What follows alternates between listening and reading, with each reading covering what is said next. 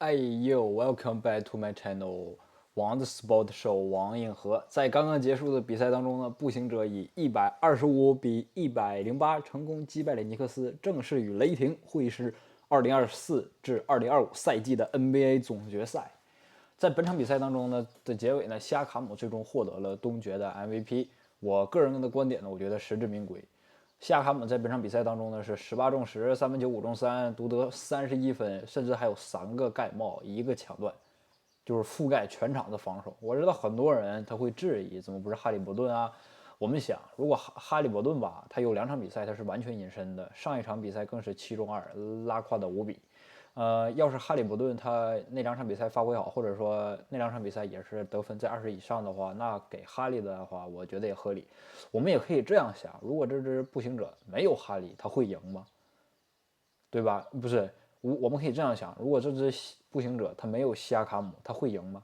他没有西亚卡姆，他怎么去弥补内线？他怎么去协防尼克斯的突破？我觉得没有西亚卡姆就不可能赢这轮系列赛。那么如果没有哈利伯顿呢？那这就不好说了，对吧？你步行者其实还有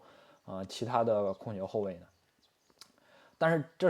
本场比赛呢，也不能不夸奖哈利啊。哈利伯顿本场比赛总共获得了13个助攻，他更是在下半场彻底的盘活了球队，并且他在上半场的时候，球队得不了分的时候呢，他开始打阵地啊，他和迈尔斯特纳打挡拆，就这样的维持着比分，效率很高。打挡拆的时候，特纳呢他也不负众望，他如果进不去的话，特纳往外弹。特纳也命中了关键的3分，就哈利伯顿的和特纳的挡拆呢非常好用，这也是我觉得步行者他破联防的一个很好用的方法，一个关键的方法。那么打挡拆的根本原因呢，本质上呢其实就是要去溜尼克斯的唐斯，卡尔安东尼唐斯，让唐斯出来。如果唐斯不出来的话，特纳就直接投了。如果唐斯他是要害个内线的话，他要夹击哈利伯顿的时候，哈利伯顿他就直接可以传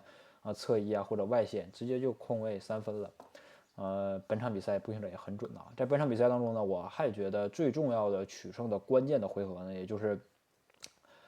在特纳下去的时候，托马斯布莱恩特顶上来的时候，在第3节那2个关键的3分还有盖帽。在第3节的时候呢，步行者就完完全全的打出了自己的快节奏篮球，跑起来步行者篮球。托布呢，他在底角的2个快攻3分呢，直接就把尼克斯打得没有了气势，就是瞬间懵了，瞬间尼克斯就蔫了。更是呢，在下半场到结束的时候呢，步行者一直都在打快攻，5秒钟就会结束进攻。在这样的快节奏篮球下呢，步行者稳定的发挥3分呢屡屡命中，更是让被尼克斯抛弃的奥比托平这个跳跳男彻底打爽了，各种快攻扣篮3分也有。说回托平啊，本场比赛啊，第2节的时候呢，去让托平去打 C 去顶内线，其实发挥的还不错，能顶，他可以让特纳休息一会儿，我好多次都限制了突破啊、对，是可以当托平作为内线的时候呢，球队打快攻更是轻松，就完全可以跑起来了然后托平可以扣篮呐，甚至可以3分呐，俗称就是乱战高手。而且本场比赛的他的终结呀、把握呀也非常好，相比于上一场比赛的话，那步行者的比赛呢，他就是这样，他总会有人站出来。你像你包括我们前几场比赛看出来对吧？内史密斯、马瑟林，包括这场的托平、托马斯布莱恩特轮番站出来拯救球队。步行者这是一支极其团结的球队，对吧？你怎能不爱？那说回哈利伯顿啊，如果一个球队当疯狂打快攻的时候，他最怕的什么？最怕的就是失误。但是呢，步行者这球队他有哈利伯顿，哈利伯顿的精准传球以及他极致的球商，就是让这群乱战高手得分呢异常的轻松。那对面呢的布伦森呢，他本场比赛虽然有几个关键的得分但是他本场比赛在面对内姆布哈德的防守下呢，足足有5个失误。你更是让内姆布哈德在本场比赛当中获得了6个抢断，那比赛中甚至出现了布伦森要拿头打内姆布哈德，我简直笑飞了。有裁判有几个球也挺照顾布伦森，而且布伦森有好几个上篮，他就是贴着或者投篮贴人，就让我看着极其恶心。我觉得比亚历山大还很恶心他的打法。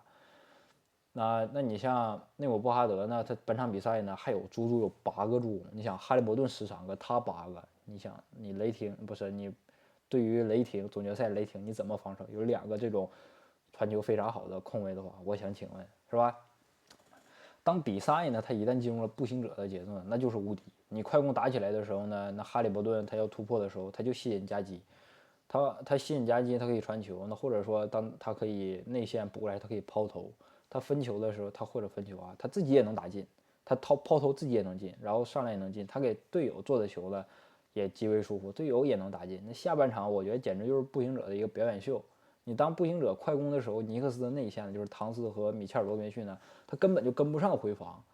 因为他要么要抢篮板，他一跟不上呢，那步行者他推到前场的，我直接变成多打少了，多打少，对吧？那对于步行者，那非常好打了，那尼克斯就彻底崩了。而且当比赛来到了最后的关键的时候呢，哈利的一个超级帅的超远3分，直接终结比赛，真的真的，如果你去看步行者的比赛，你绝对会喜欢的。有时间真的可以去看看步行者打骑士的那轮系列赛，非常的好看，我觉得。最终呢，在这场比赛最终呢，步行者成功的夺得了东部的冠军，完美的一场比赛。本场比赛呢，彻彻底底步行者就不和你装了，他就打出自己的步行者篮球，最终呢，在印第安纳的主场进入到了总决赛。那说回尼克斯呢，当步行者下内线的时候呢，米切尔不是布伦森和米切尔罗宾逊的挡拆呢也非常管用，但是这个球队的3分太差了，约什哈特的是哈特对哈特的投篮的缺点呢进一步放大。我记得甚至有3不沾的时候，你在当今联盟当中你没有3分的侧翼锋线，我觉得就等于残废。虽然说哈特他能抢篮板啦，他能顶一下那种小后卫去上篮，但是他和3分来的得分效率、得分产量、得分对于得分的那个重要性，它是不一样，它差别很大的，一个天和一个地。你在唐斯本场比赛呢3分呢更是失准，全场0个3分。尼克斯呢，他本场比赛的总的3分命中率呢是28%，那你反观步行者是51%。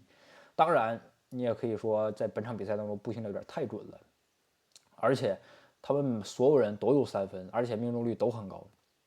你到尼克斯这边呢，只有沙梅特的3分在线，全场7中4。对于沙梅特呀，我觉得尼克斯真的应该多用用啊！你为什么常规赛啊，你包括季后赛之前的大比分领先时候不多练练？你多给人家安排点3分战术。你在本场比赛当中有个 stagger 战术，就是双掩护的战术，非常成功啊！那就空位他那个沙梅特也把握住了，就进了。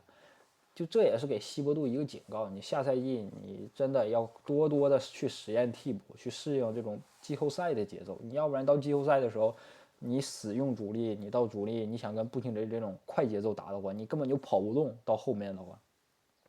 也许西伯杜还有下赛季呢。好了，对于总决赛呢，我10分以及肯定的相信步行者的3分传球快攻会成功的击败2-3联防的雷霆，最终大比分4-2，步行者夺冠。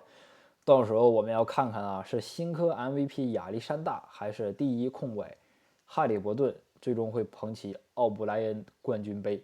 好了，感谢您的观看，我们下期再见 ，See you，Let's go Pacers，拜拜。